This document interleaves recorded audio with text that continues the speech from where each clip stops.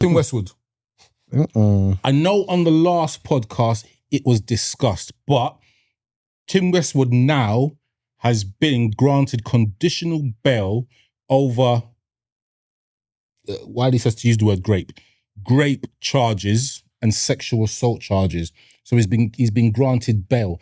Does that mean there's a possibility that the allegations are false? I think all that means is that they're not scared of him doing a run. Right, okay. I think for the media, for the government, for the judicial system, they look at you and they say, if we put you on bail until your trial, do you have somewhere to run to? So if he was born in Jamaica, or if he was born in St. Lucia, or if he was born in another country, I'm just saying that's where he tries to rep in it. So Jamaica, he's back. Never. No, that's why he got Chris Goldfinger to do the dancehall show, because he couldn't do it. Fair enough. But if he was a risk of leaving the country and then going somewhere where the long arm of the law couldn't get him, then that's one of the reasons why they'll say, okay, you know what? We need to keep him inside. I'm not having that as an excuse.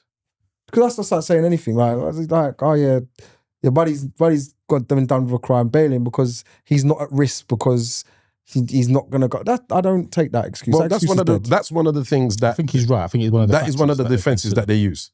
You're born in the UK, you have no family elsewhere, this is where you live. Or maybe they've done a psychoanalysis and they've said, look, you're like, okay, you're sane of head and you're not going to splurt. Even though the man was in Nigeria doing up the most dances. But he was. Some of those videos that are quite... He was earning money. What just for the audience, what is he guilty of? Sexual assault and grape.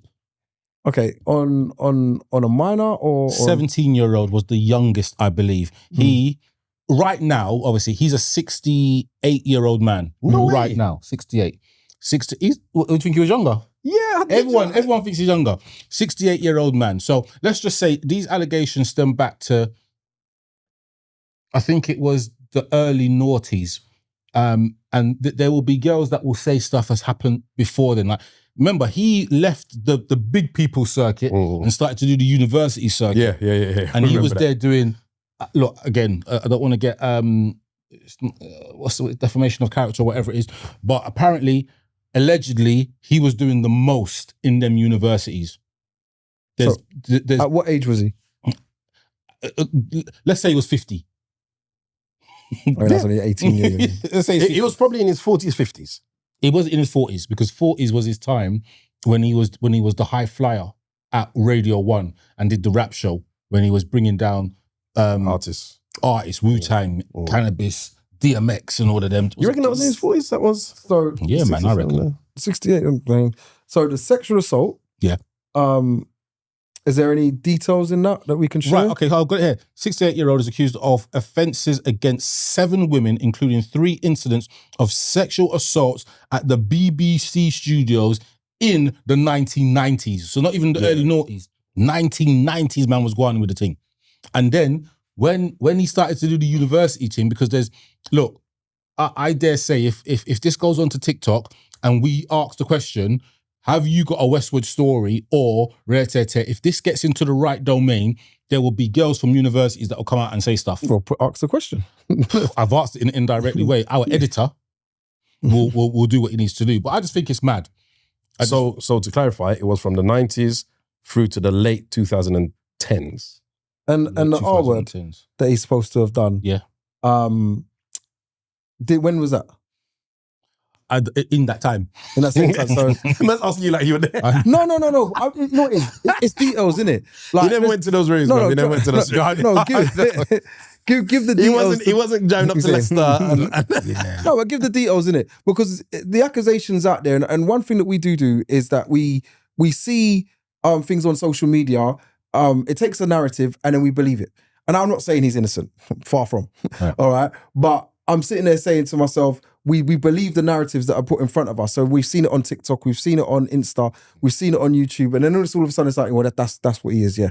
So I'm saying, have we got anything that brings this to light to say, oh, he did do that, or he's I mean. I think the fact that he's now on bail it is kind of the point. I think that there is evidence. Whether the evidence is conclusive, that's what the court case will decipher. Yeah, but then the fact that he's on bail, I'm not saying that makes him more innocent. No, but you have to remember he's been accused by 3 women.